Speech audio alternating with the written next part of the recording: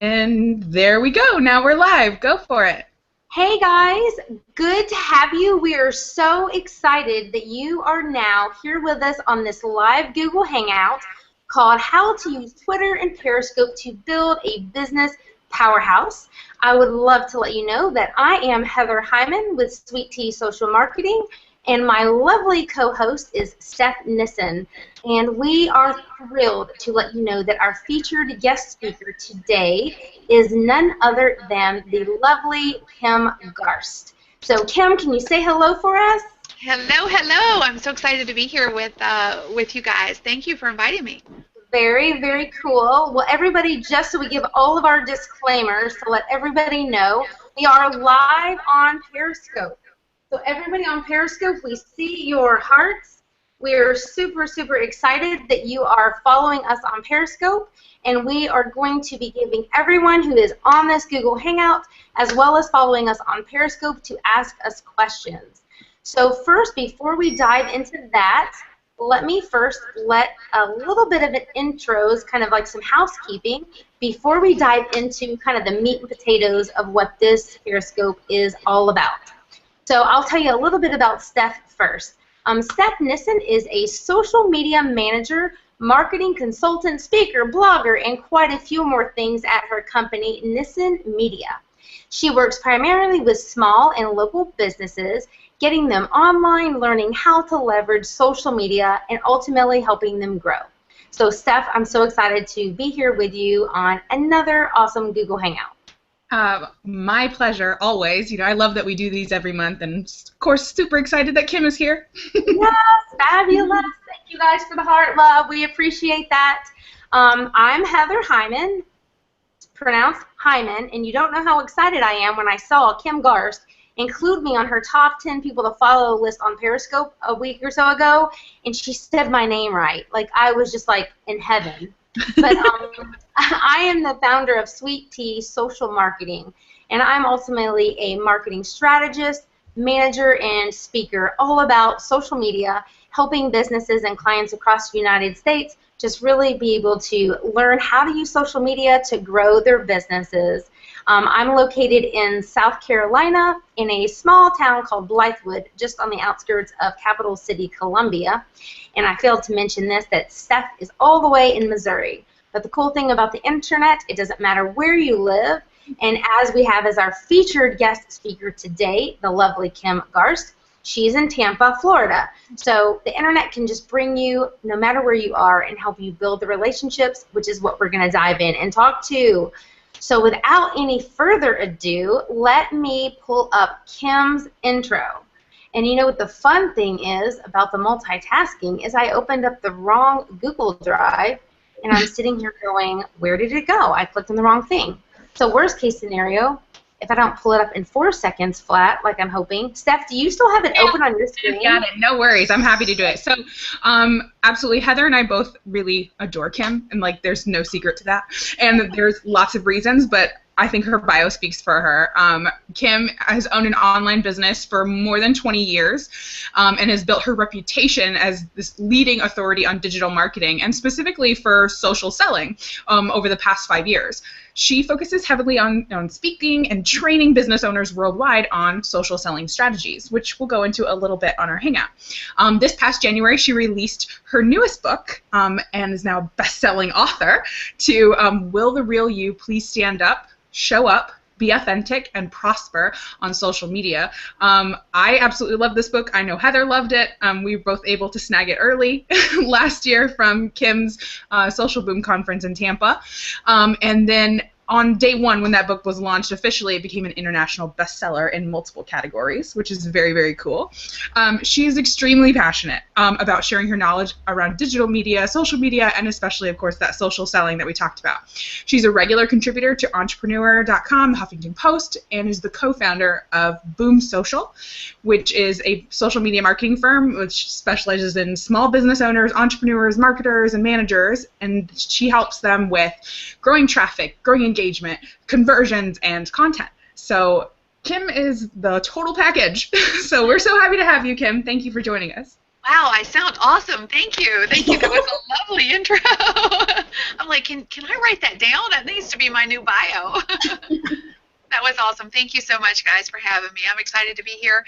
And, I've leveraged you guys as examples quite frequently, frankly, for people who are kind of new to the social media space. I say new in the last couple of years, and yet you guys are shining. Love what you guys are doing. Just wanted to give a few kudos back to you because you're doing some amazing things. Thank you so much. Absolutely. Well, real quickly, everybody, what we want you to know is if you're watching this on the Google Hangout, actually on the actual page where you're watching this on your computer screen or on your mobile device, you can ask us questions that we are going to ask Kim. So please feel free. Your Twitter questions throughout the actual Hangout, please just go ahead and we're going to kind of weave those questions in throughout. Also, we would love for you to connect with us and use the hashtag AskKimGarst. And we will be checking Twitter throughout the entire Hangout, as well as questions coming to us through Periscope. So you guys go ahead and let's get ready. And Steph, why don't you start us out with going all into Twitter and just kind of let's get started there. That sounds good. Okay, so Kim, our first question is, it's more introductory. So how would you explain Twitter to a business owner that, might be listening that has never sent a tweet, has no idea what it is, and it's really, they have those kind of preconceived notions in their head. We talked about it earlier when we were chatting, that it's just teenagers. So what would you say that would kind of entice them to consider it a valuable resource for their social media marketing? Well, first, great question.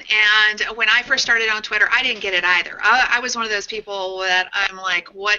I don't understand this. It was way back, when tweets would refresh and I could barely read a tweet before it refreshed and I was scrolling trying to catch the tweet. I'm like, I didn't understand the business application. But I laughingly kind of refer to Twitter as the info superhighway because it's unique in that it is social because people actually do converse and hold conversations there. But it is also a news channel. It's probably the best traffic source that I've ever seen. I've been online and owned an online business for 20 plus years. Never seen a more organic, aka free traffic source, frankly, than Twitter. So, people get their news, a lot of people get their news, frankly, from Twitter these days about, like Osama bin Laden's demise, for example, and I hate to bring up somebody's demise, but, 85% of people heard about that essentially on Twitter. So news will hit Twitter before it hits any other channels.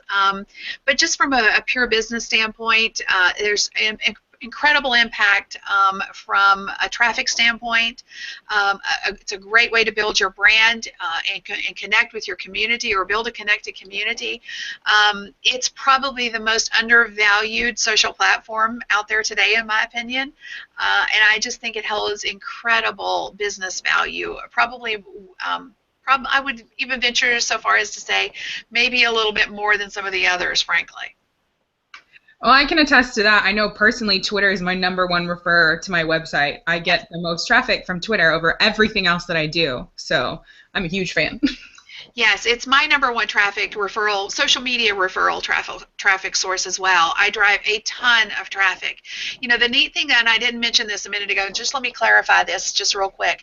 When I say traffic, if you have blog content in particular, I see a lot of people who do not do this, and if I could just share this one thing, and if people that are not active on Twitter would just do this one thing, share your evergreen content routinely.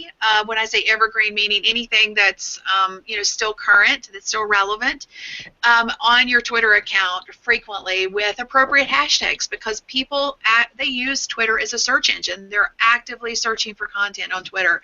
So if your content's not there, somebody else's is, and they're gonna go to that content versus yours. So it's just such a missed opportunity by probably 78 to 80% of the business owners today. They don't share their content on Twitter, and it's a huge missed opportunity in my opinion. I completely agree. So, well, I had another question, but you kind of covered that, which is awesome. Thanks for that. So we did want to add a little bit of a kind of practical application. So let's say we have a brick and mortar business, and let's say it's a dentist. How would they go about using Twitter to grow their brand and get new leads, you know, for potential new patients, or how do they grow their following on Twitter? Like, what are some of the things that they need to know? This is not like a massive brand. This is a tiny little, you know, place. They serve this area. You know, Right. what are they supposed to do with this big powerhouse like Twitter? Well, I think it's a great way to show up and connect with existing customers first. I mean, that's, you know, build a list, and on Twitter, we can dig into that a little bit more in a little bit. But you know, build a list of your existing customer base so that you can connect and engage with them routinely on Twitter. It's a great way to develop that deeper relationship. Finding your ideal customers is frankly, easy, fairly easy on Twitter because of the functionality, the search functionality. So you can actually search all the way down to zip codes on Twitter, which is pretty cool. You know, showing up and delivering value. Maybe it's a tip series. You know, maybe you're going to give, you know, tips on, you know, I don't know, just off the top of my head, oral hygiene, or, you know, certain types of toothbrushes to use, or, you know, whatever it is. You know, giving that value proposition back to your community is huge. Sharing your blog content if you have a blog. You know, I know a lot of smaller business owners may not have stepped into the blogosphere yet, but it's such a value proposition, and it's a great way, honestly, to connect.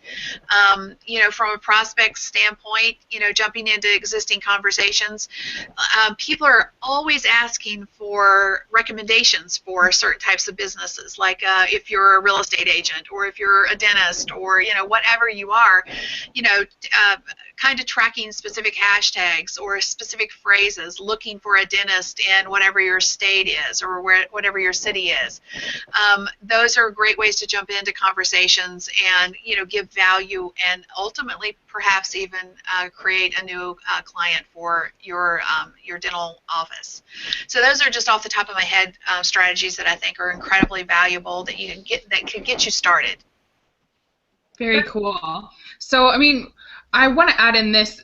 We've seen, you know, you mentioned hashtags, and we have some people who, you know, we know that they did, you know, started off with Twitter, and then they've kind of migrated to all of these other platforms. They're all kind of introducing hashtags. I can use them on Instagram, I can use them on Facebook, and of course, you know, Periscope. But what are some of your, like, what are your thoughts on creating your own hashtag? A lot of people do that. Yes. And what do you think about that? I think there's value in creating your own hashtag, and what that means is something that's relevant to your business. There's two schools of thought on this, and I think they both hold value. So I think a combination of the two strategies is smart. So let me explain the two strategies. The strategy of you know, going after a or leveraging a very popular hashtag. Let's say social media, for example. You might do hashtag social media. There's a lot of people searching for that hashtag, so you think, well, geez, you know, a lot of people are searching for that hashtag, I need to be using it. True. Absolutely true, but you get mixed into, your content gets mixed into everybody else's content, and, you know, it's harder to stand out in that, you know, very crowded space. And then you could choose hashtags that are not quite as frequently used, but still get good traffic.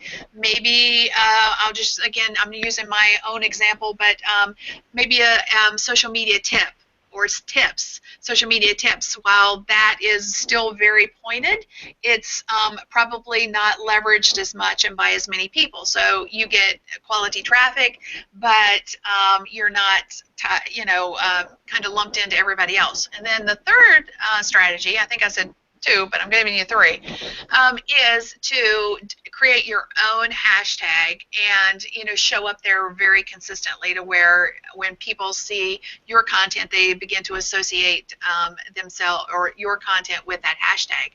So there's some core strategies around that, you know, like Twitter tips, for example. I have a lot of Twitter tips, and I've leveraged that hashtag. But one of the things that I've done on Instagram, which is exactly the same concept from a hashtag standpoint, is I created a Insta Kim. Let's see, what is it? Let me think if I remember it correctly.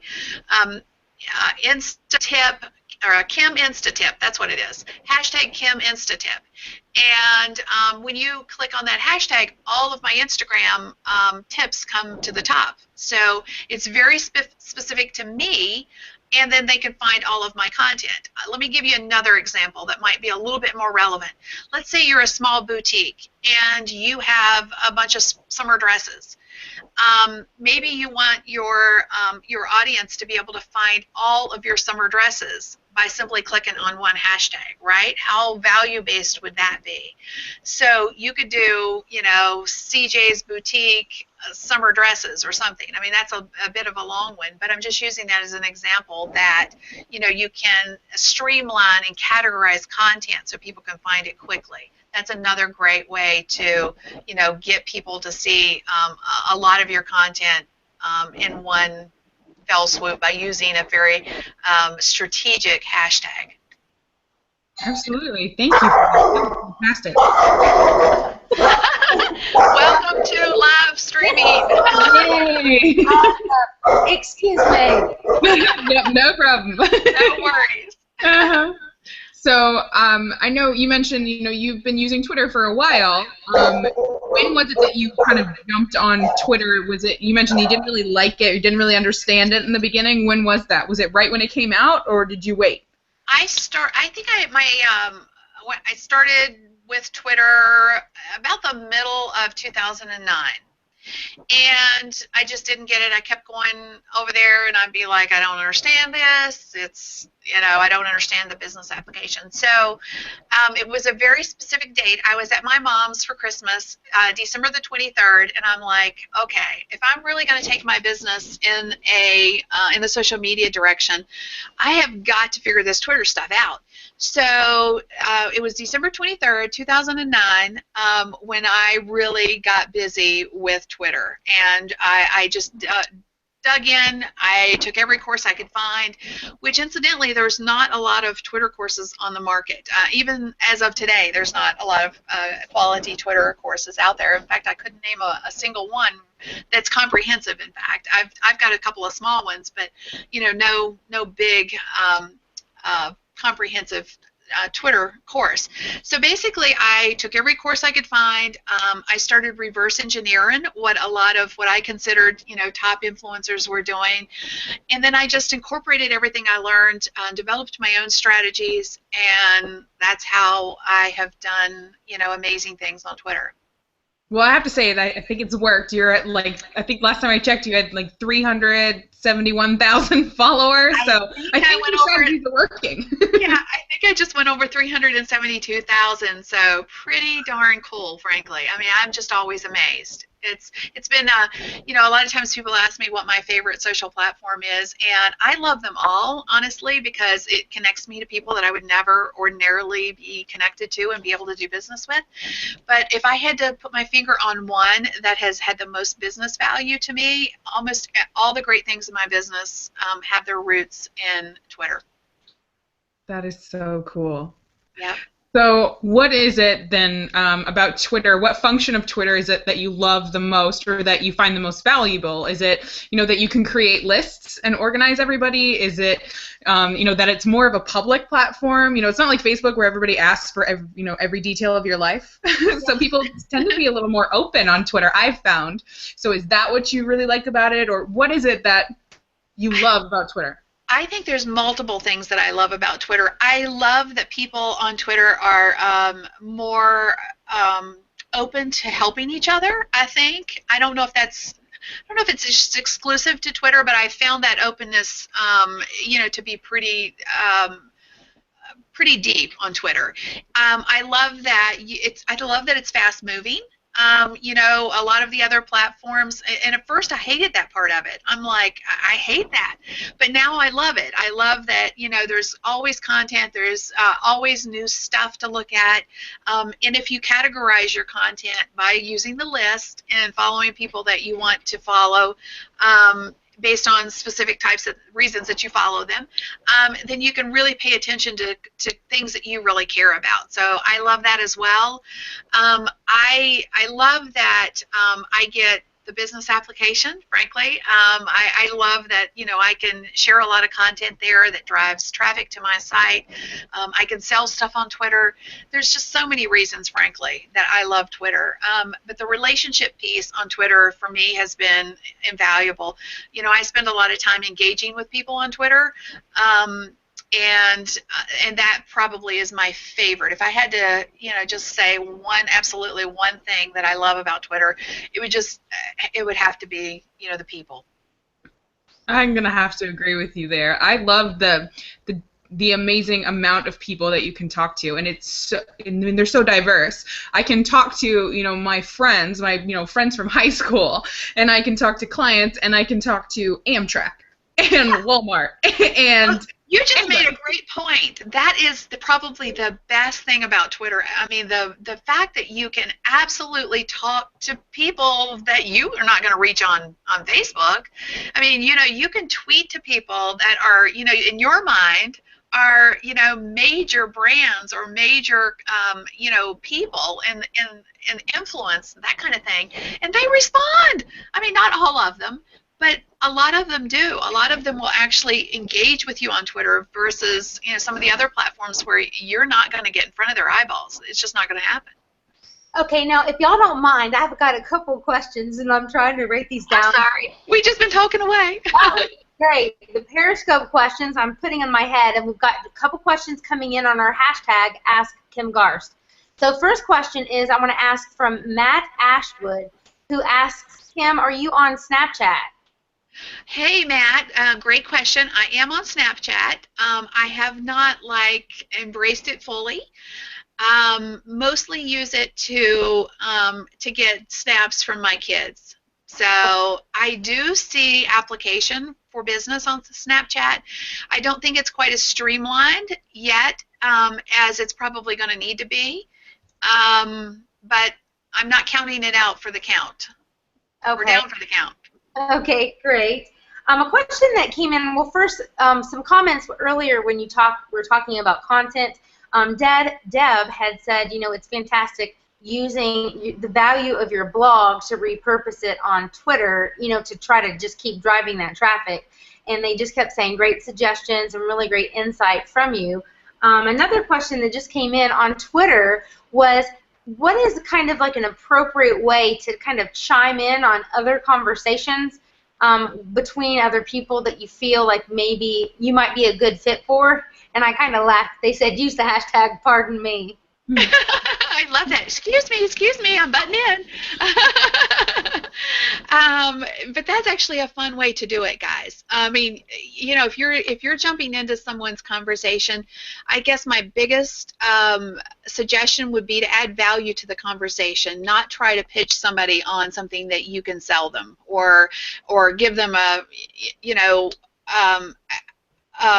one of the things I see a lot of people do, and it's probably my biggest pet peeve in life, is they'll connect with you, they'll follow you on Twitter or fan you on Facebook or whatever the term is, and they immediately say, hey, here's my website, check me out, or something. They're trying to pitch you in some way instead of just a simple hello.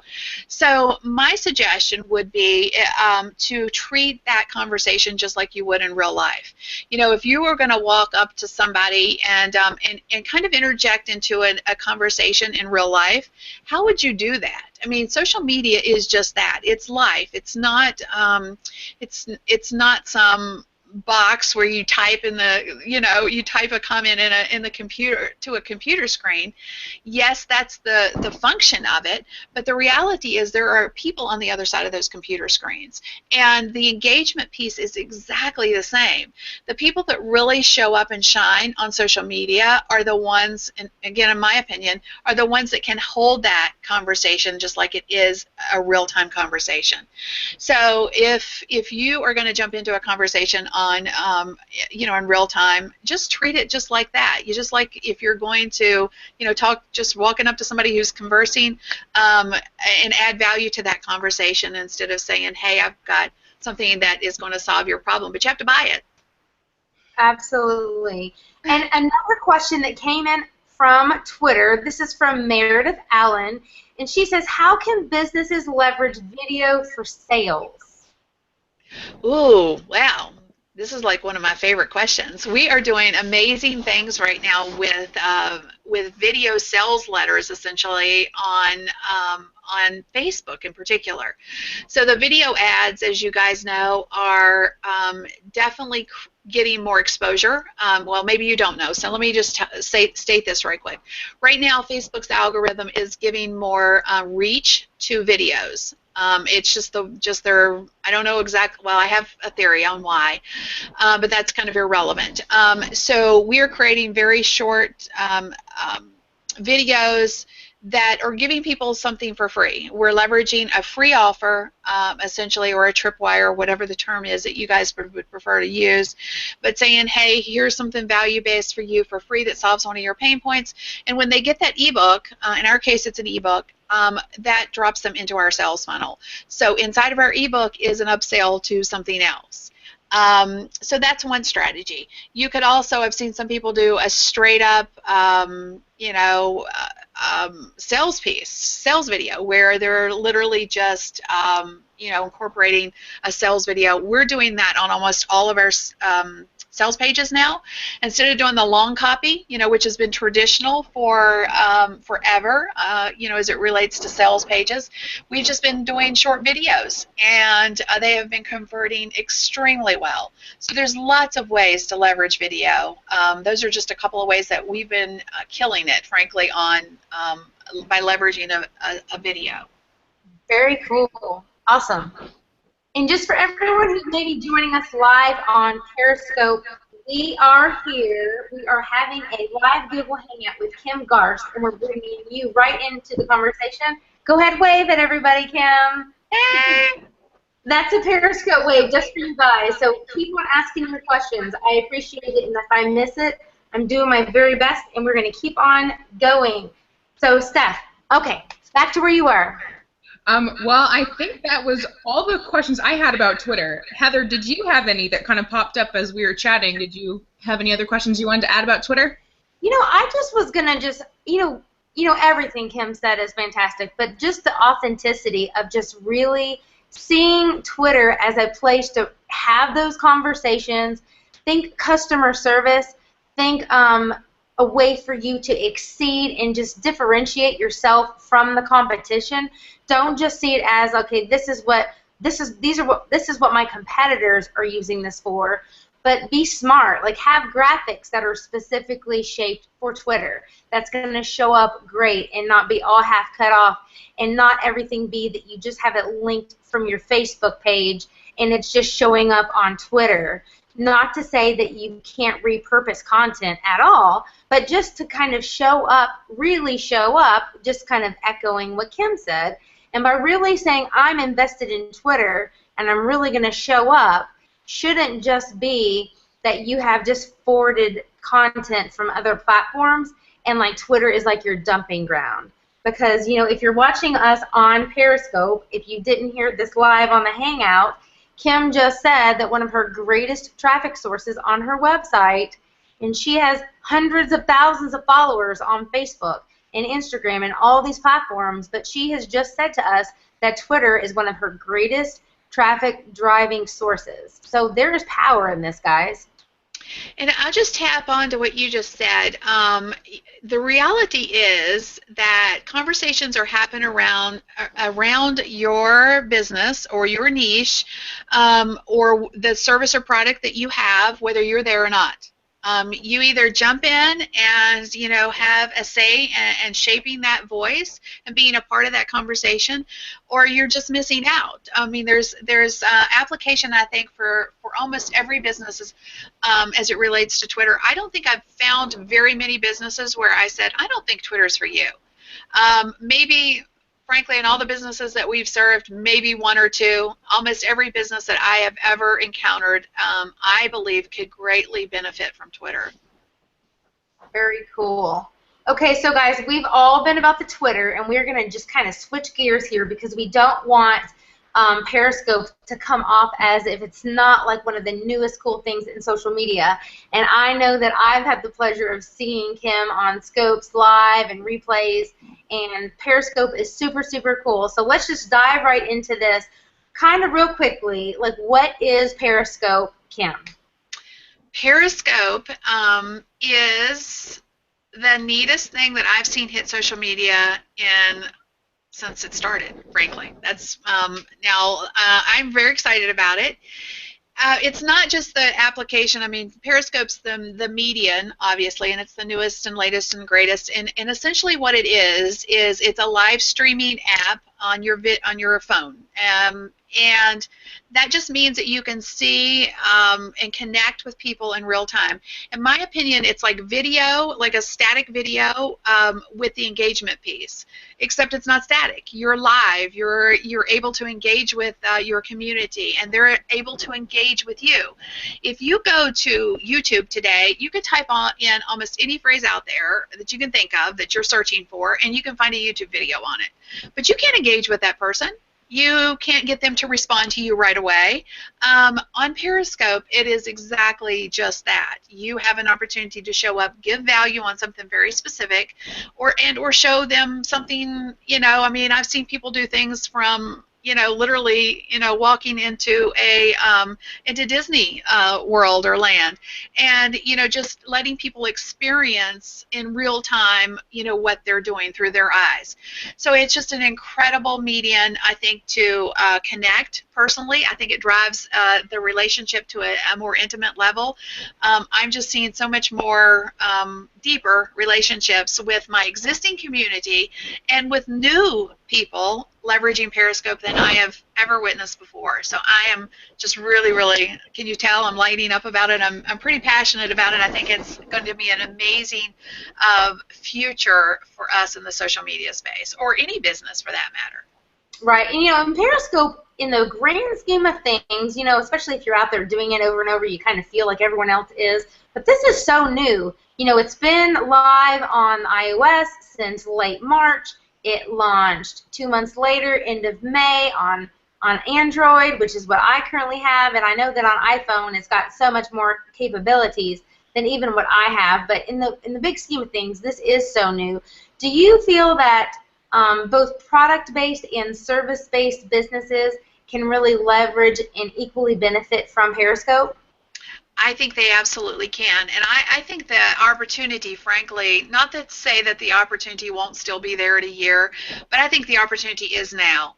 I think there's an incredible opportunity to be on the forefront of something. It's similar to businesses that really wrap their heads around any of the social platforms when they first launched, right? I mean, if you'd have been an early adopter to Twitter, in fact, Gary Vaynerchuk, if you're familiar with Gary Vaynerchuk, has said this before, that he was an early adopter on Twitter, and he credits much of his following to that because everybody was following everybody back in the day. He has over 1 million Twitter followers, and he likens that to, or he says that a lot of that, he feels like a lot of that has to do with the fact that he was just one of the very first Twitter users.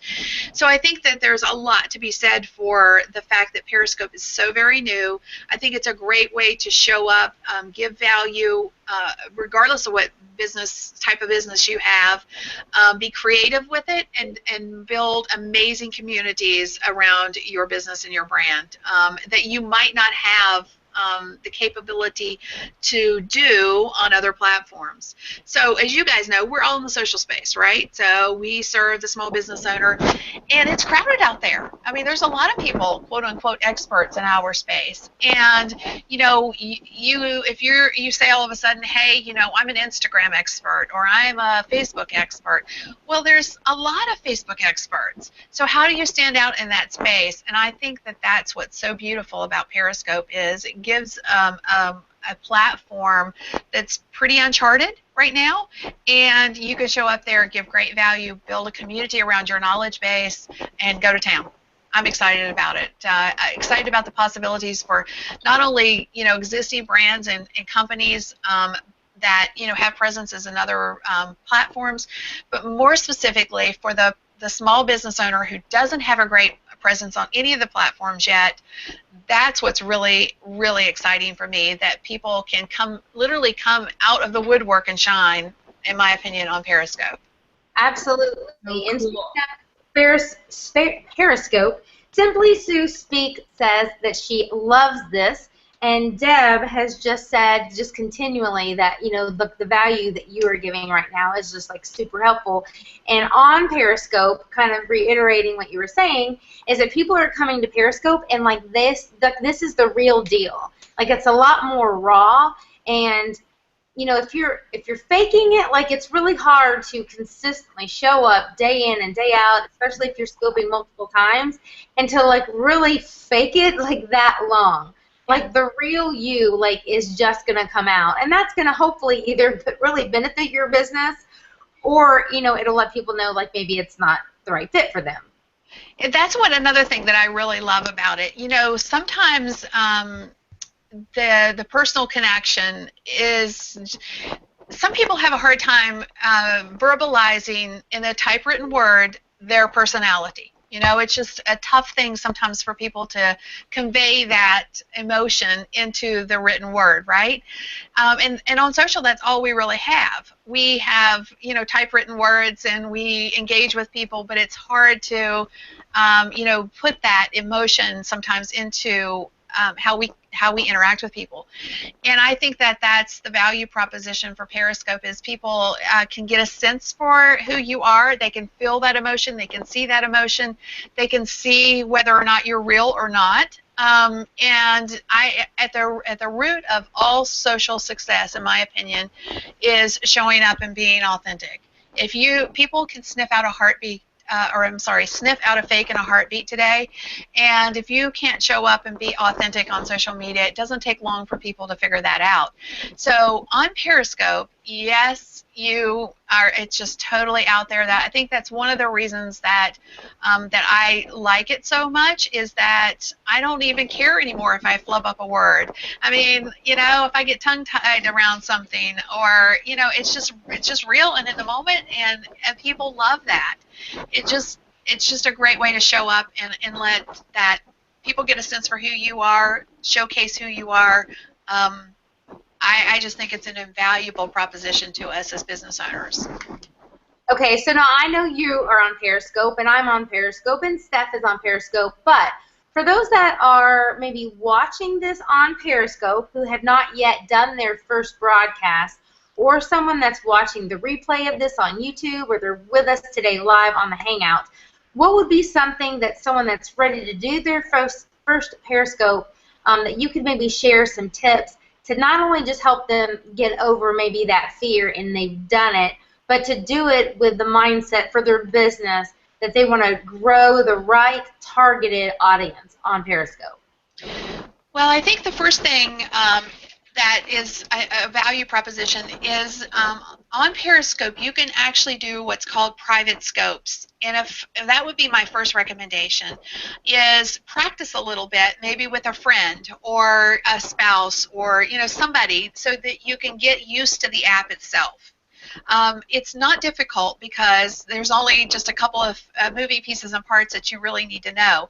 But it's still that learning curve, just a slight learning curve, and the multitasking feature of it can be a little overwhelming when you first start.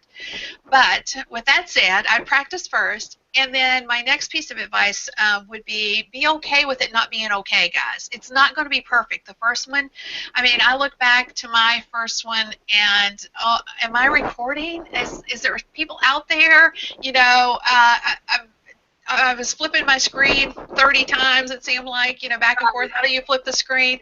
It was a mess, and it's okay. People, it's really okay. People know that it's a learning curve. Don't beat yourself up because it wasn't perfect. Just don't let it impede you from getting back on the horse and getting after it again. You know, it's not going to be perfect. You just have to learn, and I think the multitasking piece of it for me was probably a little bit, and still is a little bit of a challenge. you know, because you're, of course, trying to stay on task with what you want to share with people.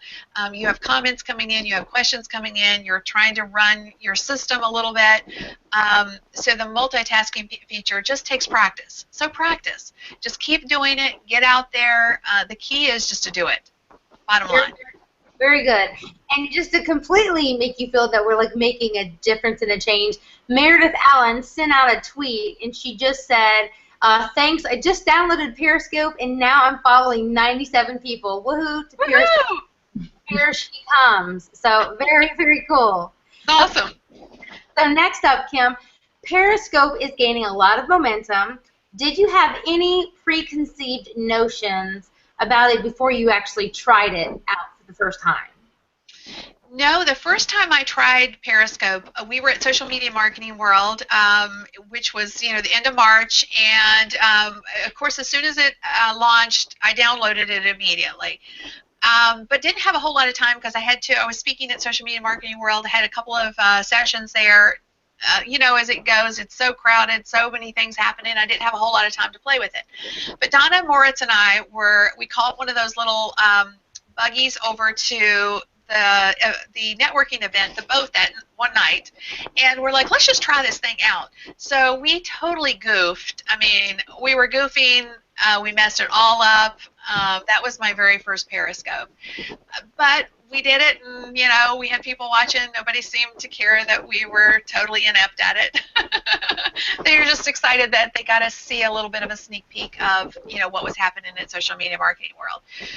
So that was my first exposure to it, and then I was speaking at an influencer event, or covering an influencer. I was an influencer at an event there, and I live broadcasted some of the speakers. And the engagement was like amazing. That's when it like started to click for me. I was like, oh my gosh, people are loving that they can see a piece of somebody else's world, you know, live and in real time. Right. And so I'm like, okay, I've got to figure this out. And then I just set aside some time. I started, you know, broadcasting here and there. But almost from the first time that I went live personally myself and saw that engagement factor and, you know, the ability to connect with people, I was hooked, totally hooked. Absolutely. Now, Deb on Periscope just asked, she said she's not quite sure, how do you actually go about doing a private scope? Okay, when you open up your app, it's the second button over. The first one is your location. And then the second button, you know, like if you hit broadcast, let me back up. If you hit broadcast, like you're going to, you know, record, you have the first one, which is your location. The second one is a private broadcast. If you click on that, it will give you the ability to select somebody specific to have a cast with or a scope.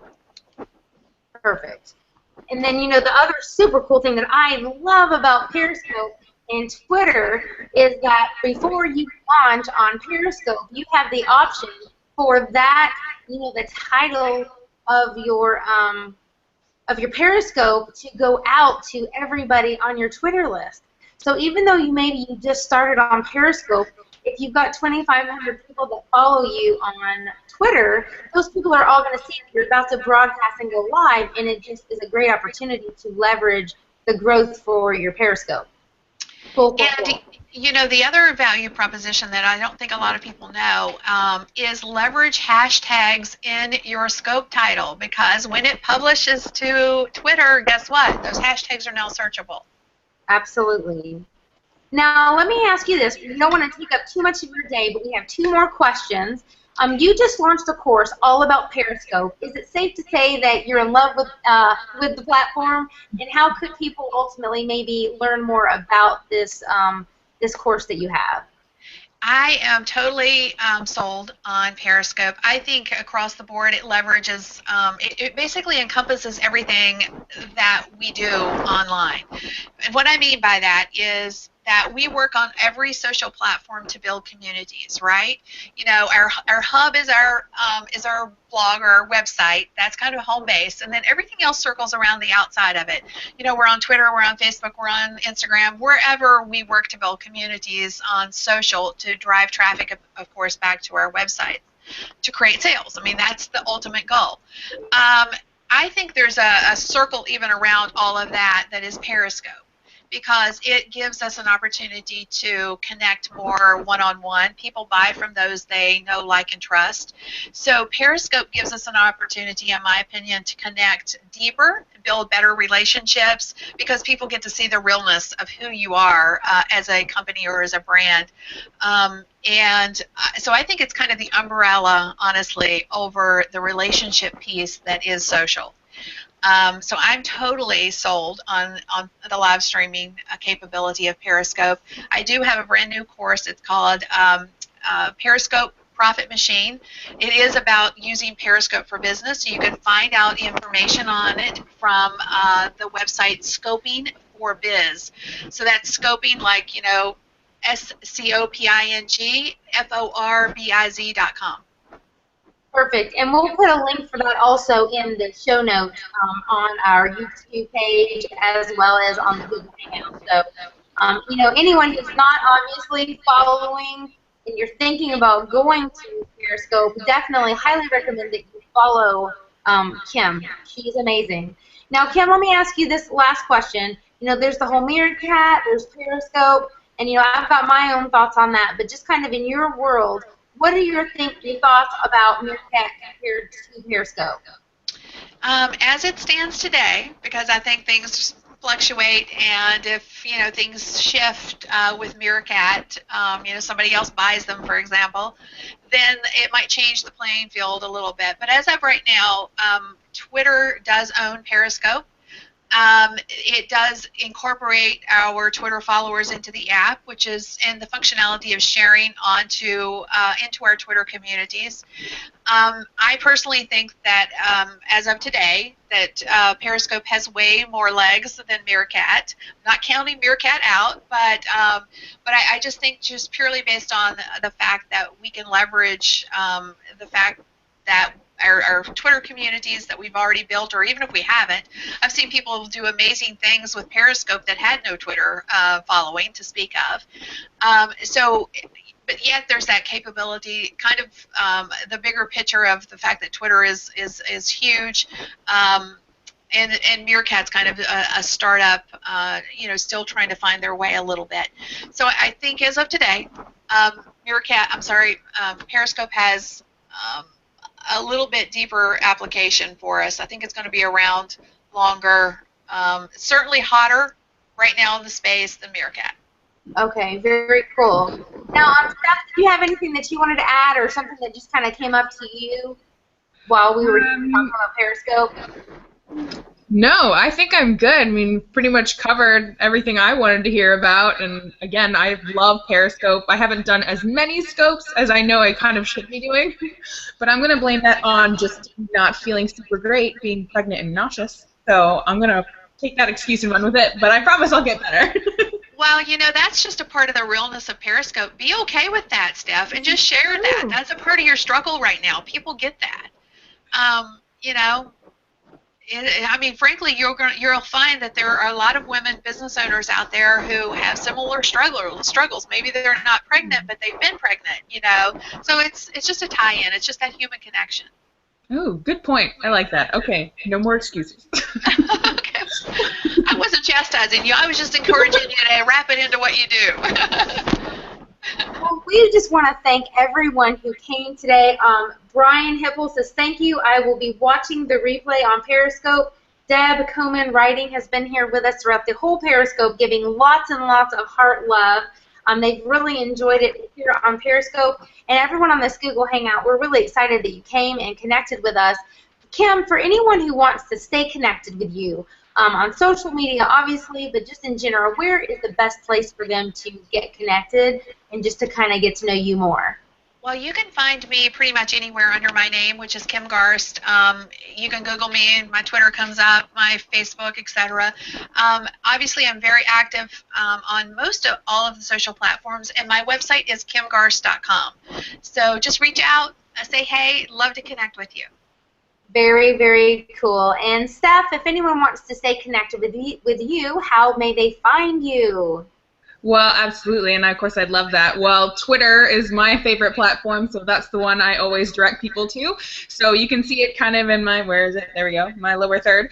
It's at Steph Nissen and then an underscore. And if you want to know why there's an underscore after my name, you can tweet me and ask. It's a super sad story. Oh no. Well, I kind of, the name, like you said, sometimes the name you may want may not be out there, so you may not have the exact same handle on all of your social platforms.